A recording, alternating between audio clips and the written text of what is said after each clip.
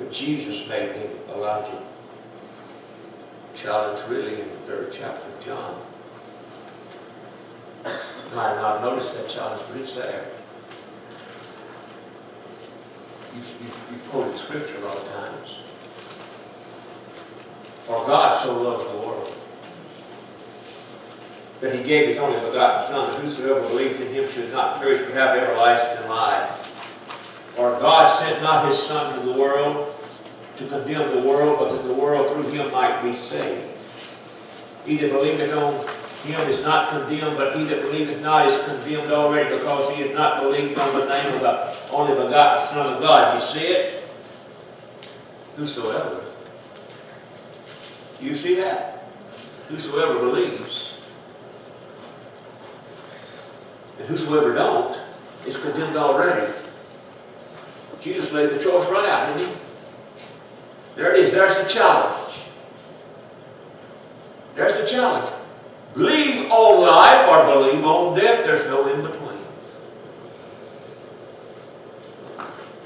Have everlasting life. Of course, those that's walking in life is still, like in Elijah's time, they're still in the minority. But let me tell you something, folks.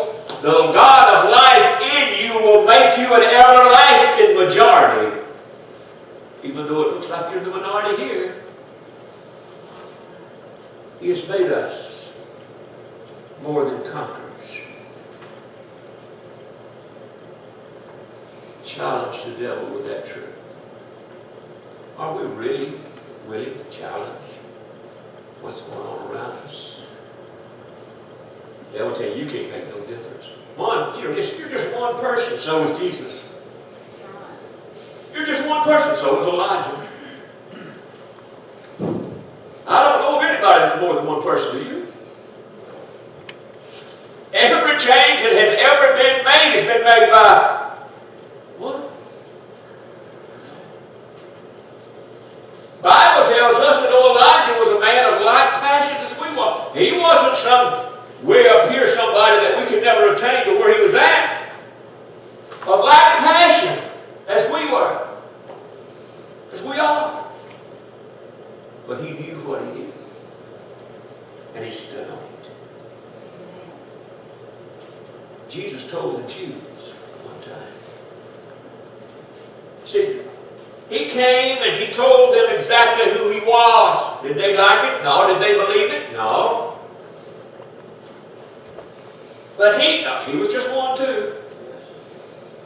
But he was one with God. And speaking of his own body, he told the Jew, he challenged the Jews. He said, destroy this temple. And in 3 days I'll raise it up. They destroyed that temple. They crucified him. In 3 days he's back. He's still back. Yes, he is. I guarantee you there's not another religious teacher in the world that died and was back in 3 days, or 3 weeks, or 3 months, or 3 years, or ever. Come on. Come on. So our choice is, are we going to follow the living one or the dead? Come on, sir. Come on, sir. I'll take the living. Because all the other gods are dead, folks. Muhammad started that great religion of Islam that has covered the world. You know where he's at? He's dead. Buddha never intended to start a religion, I don't think. He was just trying to enlighten people. You know where Buddha's at? He's dead. Jesus came and he said, I am the way, the truth, and the life. You know where he's at? He's living, folks. He's living. And he's coming back for all those that has accepted his life. His life. And what the world don't like you, folks. But they need you. They need you. Because they can pray for themselves. Because they don't know. And they're going to need somebody that is standing on the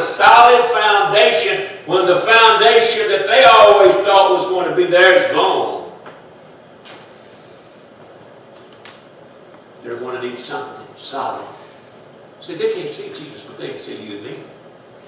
They can see how we act. They can see where we're standing. They can see what we do. They can see how God has blessed us. But when children, folks, see parents who say, I'm Christian, who act like they hate each other at the house, they lose faith in family.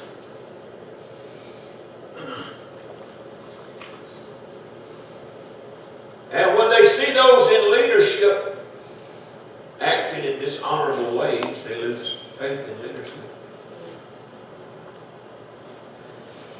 Somebody has got to be an example, not only in word, but in deed, folks, in behavior. It's an honor.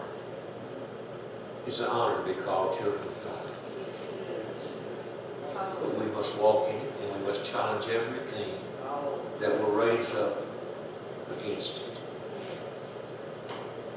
Don't worry about what the world calls you.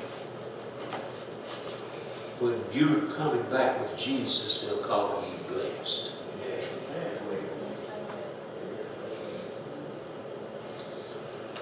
They'll call you blessed. See, I don't care if standing on the truth makes me look like I'm a know-it-all and arrogant. I'll wear the brand. Come on. Come on, sir.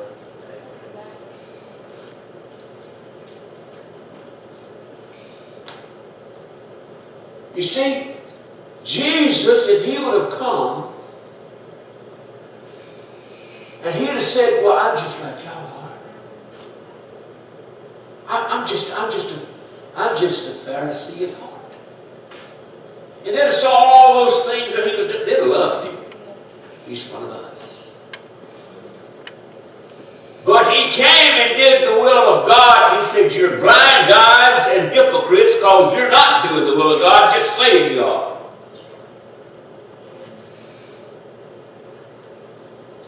Kind of confrontational, isn't it? Truth will do that. Truth will do that. But see, we've gotten to that place to where we want to just go with the flow. And it's being taught, folks, in the name of love. Absolutely, the Christian walk must start in love. Paul told the Galatians that our faith works by love. Jesus said that all men would know that you're his disciples if we love one another. 1 John declares that God is love. But see, love does not tolerate things that is killing me. Come on. See, we cannot talk about, put everything under that umbrella of love and use love as an excuse for just doing nothing. But it's being done. Come on. That's exactly right.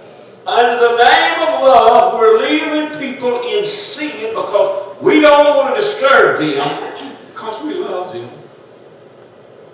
I love my kids and I tried my best to correct them when they were doing stuff that was going to kill them. They didn't like it. I didn't like it when that little Indian mama of mine used to fire into me. But it wasn't because she hated me. It's because she loved me.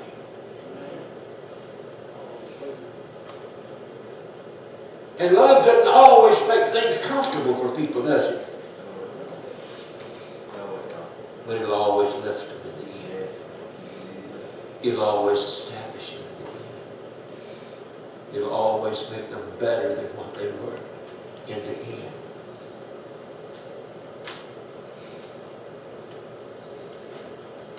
You and I, folks, are the only voice that God has in the earth. See, we can't just play a make-believe game.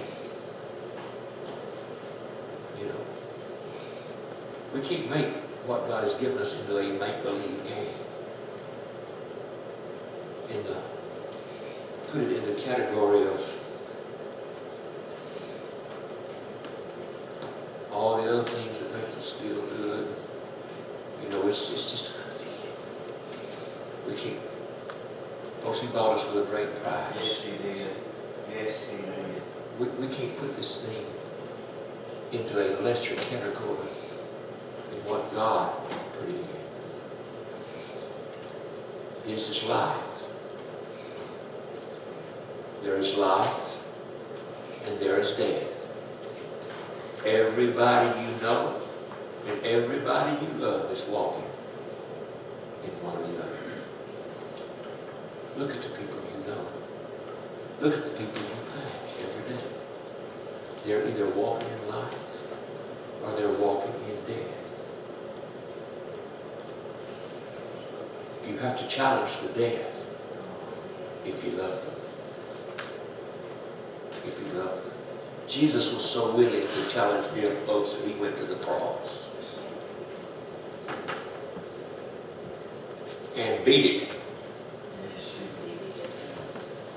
And beat it. And He is alive today. And He's coming back after a people who has made Himself ready. After a people who is more than conquerors. After a people who is willing to stand against all odds. But when we know this, and see, we have to know this. And Elijah, after he got out there and he stood up against Baal and he had, destroyed all those prophets, and he showed Israel the power of God. And a little woman named Jezebel stood up and said, I'm going to kill you, Elijah. He lost sight of all that and ran. See? So we have to, every minute of every day, stand on the power of God and know this. We're a majority in Him, folks. It doesn't make any difference what it looks like around us. God had to come back to him, to old Elijah, and say, what are you doing here, Elijah? What in the world are you doing? Has He ever talked to you like that? What are you doing? You get all disturbed and all tore up about something that's happening around you, and you feel so helpless and hopeless, and the Spirit of God will say, what are you doing?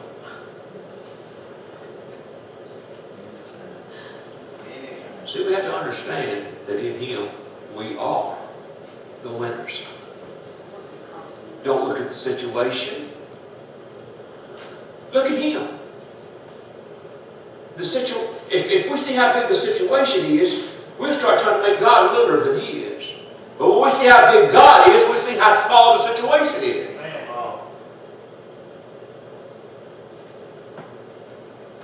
Folks, He's raising up a people who will stand.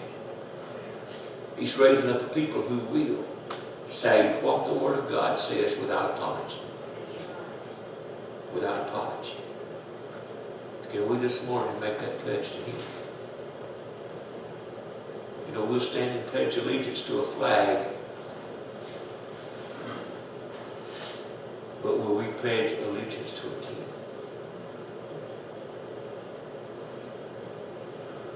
Will we, this morning, can we just say right out of our spirit to Him, I'm with you, Jesus, regardless of what comes. I'm with you, sir. I'm with you.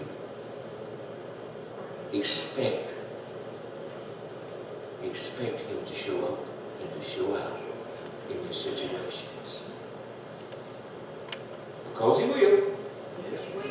Because He will. When we walk in love, when we anchor our hope and our faith in Him,